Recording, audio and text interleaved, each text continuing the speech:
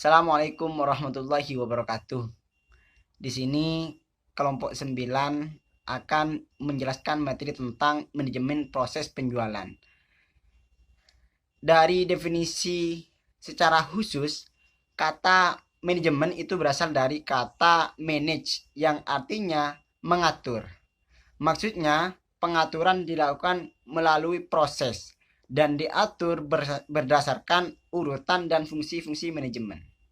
Itu secara khusus.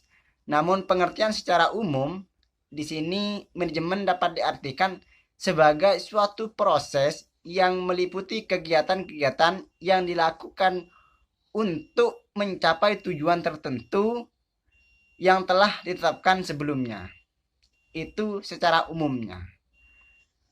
Di sini ada pengertian dari beberapa ahli, namun yang saya ambil dari ahli yaitu Mary Parker Fowler, yang mana menurutnya di dalam bukunya menjelaskan manajemen adalah suatu seni untuk melaksanakan suatu pekerjaan untuk mencapai suatu tujuan organisasi dengan cara-cara mengatur orang lain untuk melaksanakan pekerjaan.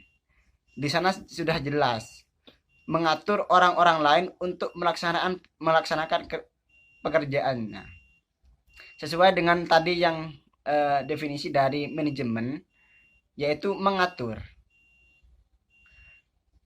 Kenapa harus ada manage atau manajemen? Biar tertata rapi, biar tidak asal-asalan seperti itu. Itu manajemen. Namun dapat kami simpulkan bahwasanya manajemen ini merupakan suatu metode atau teknik proses untuk mencapai tujuan tertentu secara sistematik dan efektif melalui tindakan-tindakan tertentu melalui tindakan-tindakan perencanaan, pengorganisasian, pelaksanaan, dan pengawasan dengan menggunakan sumber daya yang ada secara efisien.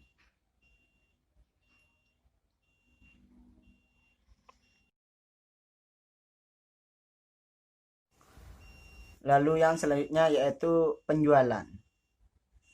Menurut Sumarso, dalam bukunya yang diterbitkan pada tahun 2002 di halaman 226 menerangkan bahwa penjualan merupakan jumlah yang dibebankan kepada pembeli karena penjualan barang dan jasa baik secara kredit maupun secara tunai. Lalu menurut Basu Swasta, penjualan merupakan interaksi antara individu saling bertemu muka yang ditunjukkan untuk menciptakan, memperbaiki, pengusaha atau mempertahankan hubungan pertukaran sehingga menggantungkan bagi pihak lain. Dari kedua ahli tersebut dapat kita simpulkan bahwa penjualan merupakan transaksi jual beli dengan jumlah barang terjual dan dilakukan oleh para penjual kepada pembeli dengan harga yang telah disepakati dalam waktu tertentu atas dasar sukarela. Yang selanjutnya, baik, selanjutnya di sini saya akan menjelaskan tentang manajemen penjualan. Manajemen penjualan merupakan proses mengatur tim penjualan oleh manajer penjualan yang memiliki tujuan hasil perkembangan bisnis seperti yang telah direncanakan dengan cara memotivasi anggota tim penjualannya untuk menampilkan kemampuan yang terbaik bagi mereka. Dalam teori manajemen penjualan terdapat langkah-langkah yang harus dilakukan agar penjual itu bisa sukses. Yang pertama adalah meminta umpan balik. Umpan balik merupakan penyampaian informasi mengenai kinerja dari suatu sistem kepada bagian yang lebih awal dalam sistem tersebut. Hal ini digunakan untuk menghasilkan tindakan korektif atau memulai sistem baru, dan digunakan untuk melihat berapa baik bawahan telah bekerja dan seberapa efektif perilakunya. Yang kedua adalah menghabiskan lebih banyak waktu dengan wiraniaga atau tim penjualan.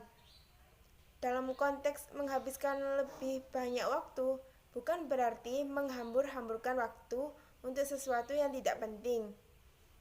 Akan tetapi, menghabiskan lebih banyak waktu dengan tim penjualan merupakan satu hal yang terpenting dalam manajemen penjualan.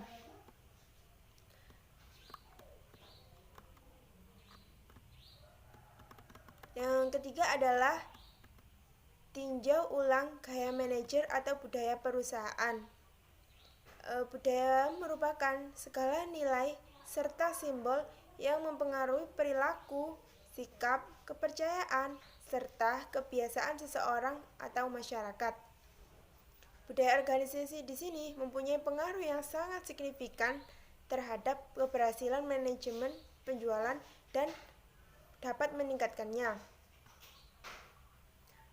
Dalam perusahaan terdapat sebuah budaya di mana akan mempengaruhi kinerja dari staf penjualan. Yang keempat adalah berikan lebih banyak waktu dan ciptakan lebih banyak kegiatan yang mendorong motivasi. Motivasi di sini merupakan energi untuk membangkitkan dorongan dari dalam diri dari seorang tim. Dengan adanya ini sebagai pendorong yang dapat menggerakkan semua potensi, baik karyawan atau sumber daya yang lain. Yang kelima adalah membuat standar kerja yang sangat jelas. Standar ini mengandung arti sebagai suatu satuan pengukuran yang dapat digunakan sebagai pedoman untuk penilaian hasil-hasil, seperti tujuan, sasaran, dan target pelaksanaan. Dengan memiliki sebuah standar, maka bisa diketahui mana bagian dari penjualan yang mengalami penyimpangan. Hal tersebut bermaksud bahwa standar kerja adalah satuan pengukuran dalam kerja di mana bentuk standar dalam tim penjualan adalah sebuah target penjualan. Standar di sini itu harus jelas sehingga akan mempermudah dalam melakukan proses pengawasan.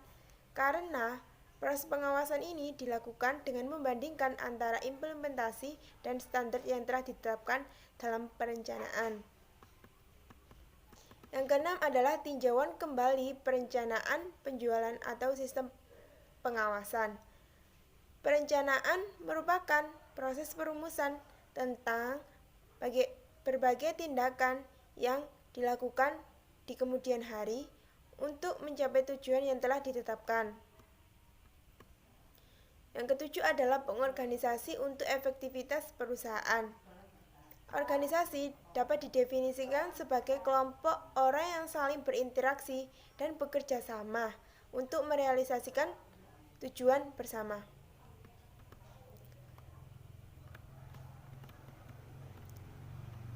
Prinsip pengorganisasian ini yang baik adalah organisasi harus menjadi fungsional, memiliki peran kerja yang jelas pada setiap tindakannya, sederhana, dan memberikan rentang pengawasan. Salah satu cara untuk menentukan posisi yang tepat untuk karyawan adalah dengan menerapkan job rotation.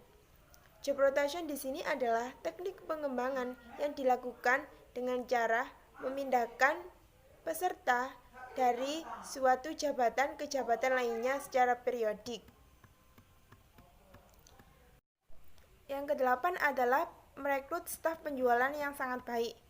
Rekrutmen adalah proses menemukan dan menarik pelamar yang mampu untuk dipekerjakan.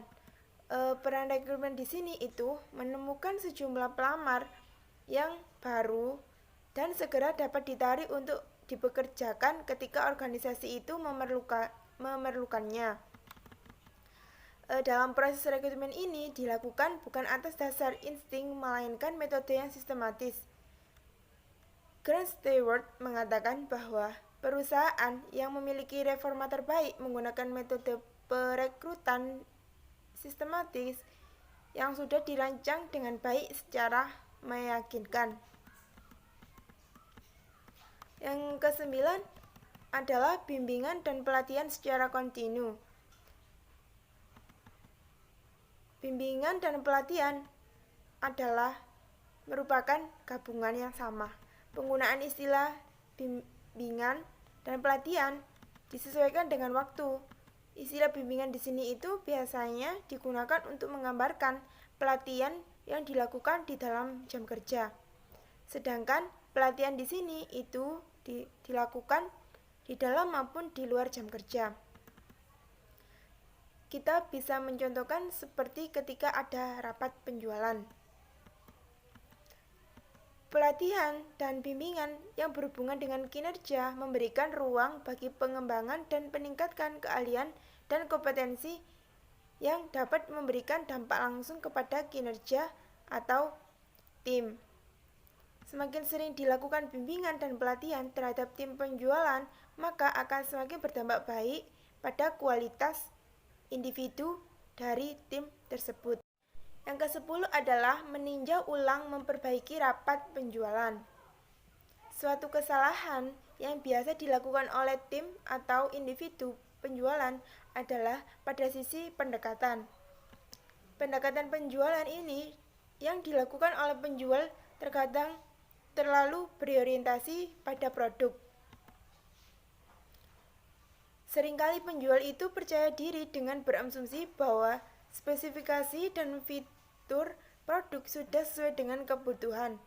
Padahal setiap konsumen memiliki tingkat kebutuhannya masing-masing.